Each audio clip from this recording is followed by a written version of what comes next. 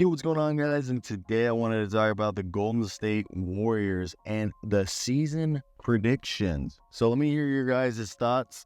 What do you guys expect this season from the Golden State Warriors and why? Let me hear your opinions in the comment section before we continue. Like and subscribe for more content like this, and go check out my other work at hoopshype.com. And let's get right to it. So I think this season is basically, if I had to chalk it up to one thing, it is making sure that this team is still playoff worthy, and if they have the right players to fully maximize Curry's end of his career. They need to figure out if Andrew Wiggins can be that guy he was during the championship run, where he was the second best player on the championship team, where he literally looked like he'd be an all-star. Because he sucked at the beginning of the year, but then a second half he was significantly better. And then I think the rest of the roster, look at it. They need to figure out if Kuminga is an all-star. Is Kuminga an all-star? And is Wiggins, even if Wiggins isn't an all-star, but can he be an all-defensive level wing, which is needed in today's NBA? And can he coexist next to Kuminga? Because right now the data shows it hasn't been great.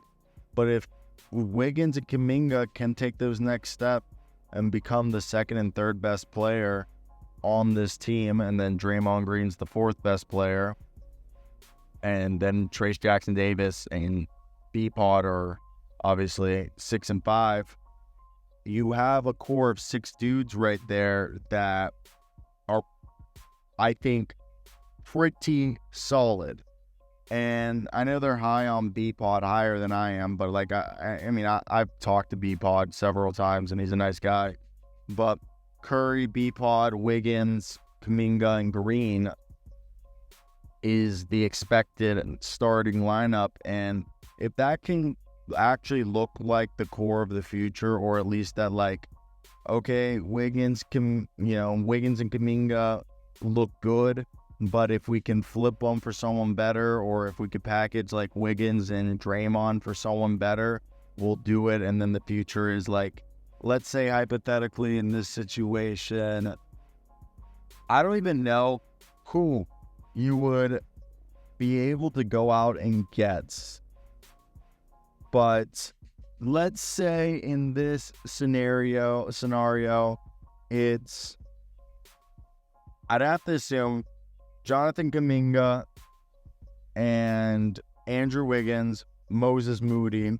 I just feel like Lauri Markkanen's too good for this package that I was about to make. I already feel like this is just not a great package.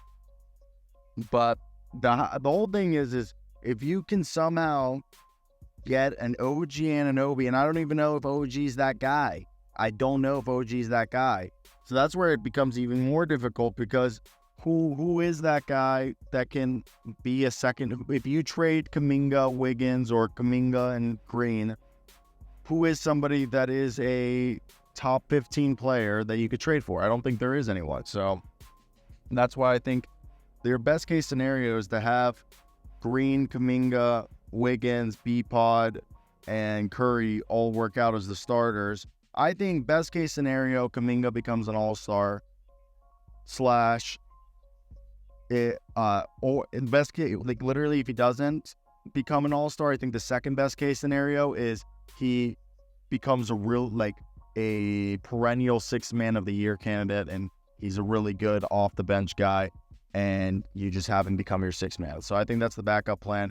That just affects his pay, and it just will mean he'll be cheaper to resign. So then if that's the case, then I think the whole thing is, I think Trace Jackson Davis should be the starting center. Power forward should be Draymond Green. And then you run Wiggins and Kuminga as the shooting guard and small forward next to Curry, so you have size. And B-Pod be the 6th man to start the year. But if you go ahead and have B-Pod, Kuminga, Wiggins, Green, Green to start the season, you get to figure out the whole Kuminga situation. But the whole reason why I want Kuminga or B-Pod to be the guy off the bench, because if you have Kuminga be the 6th man, then B-Pod can start. as much as I love D'Anthony Milton, he doesn't pack enough scoring punch to be that guy. We saw Buddy Hield. Buddy Hield isn't the guy who runs the second unit. And Gary Payton the second's a defender. Kyle Anderson is a point forward. And then Kevon Looney, if he starts or comes off the bench, is not a scorer. Lindy Waters and Guy Santos or Moses Moody, we kind of know what they are. So they don't, I think either Kuminga or B-Pod's going to have to come off the bench. I think better for the development of B-Pod to start and have Kuminga come off the bench. Wiggins and B-Pod be the shooting guard because he's like 6'6".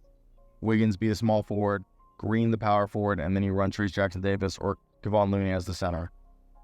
I think that's the right way to go. That's what I predict is going to happen. But you basically need to either figure out if you're going to keep Kuminga and Moody, or if you're going to go out and make a trade. And just speaking, and I think right here, this is what you guys are going to have to, if you are a Golden State Warriors fan, this is what you guys are going to have to make sure you're aware of when it comes down to who could potentially be moved. And this is what I'm predicting. The names you're going to hear that are going to be up on the, in the rumor mill is obviously, as I said, if Wiggins doesn't play the standards, I think Wiggins will be on the block. But if Wiggins literally looks like the guy he was even before the championship run, just like the two-way 17-point per game scorer who shoots almost 40% from three, that's what they want. But I think Draymond, maybe if there's a deal out there, but I really think that the idea of Gary Payton, Kevon Looney, which those two are about $17.1 million if you package them together, and then Moses Moody makes 5, so that 5.8, so it almost brings you to like about $23 million, and then if you throw in Kuminga, who's, it brings you to $30 million. And if you've been paying attention, those are 4 players. And I think a package of Payton, Green, Payton, Looney, Kuminga, Moody, $30 million, 4 players, and you still have Kyle Anderson, Buddy Hield, D'Anthony Milton, Trayce Jackson-Davis, B-Pod, Wiggins, Curry. Literally, like, everybody else is still on this team. Kyle Anderson, Lindy Waters, Guy Santos. That losing those 4 players, I don't think would be as impactful. And you're like, okay, who can you trade those 4 players for? Who makes about $30 million that would be worth them straight up just, going out there and trading for? I think the options aren't insane. Like, unless they're able to get, I think the best guy that you could maybe get is a Miles Bridges. He's on a super cheap deal, and the idea of Miles Bridges and a Wiggins, I actually like that. I think that actually could work.